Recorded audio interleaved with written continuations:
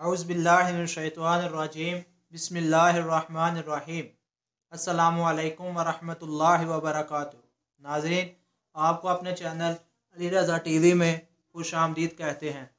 आज मैं आपको नबी करीम सल्लल्लाहु अलैहि वसल्लम का एक और प्यारा सा फरमान बताऊंगा।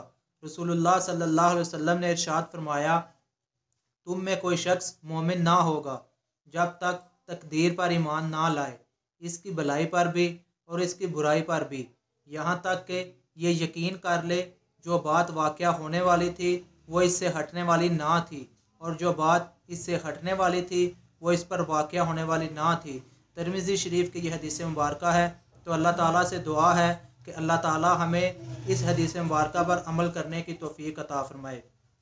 नाज़रीन, इसमें रसूलुल्लाह सल्लल्लाहु अलैहि वसल्लम ने तकदीर पर ईमान लाने की फ़जीलत को बयान फरमाया है कि अगर हमारे साथ कोई अच्छा काम हो या भलाई का काम हो तो हमारी ये तकदीर और हमारा ये ईमान होना चाहिए कि ये काम अल्लाह की तरफ से हुआ है, और अगर कोई बुरा काम हो या कोई इस तरह का काम हो तो फिर भी हमारा ये ईमान होना चाहिए कि ये भी अल्लाह ही की तरफ से है।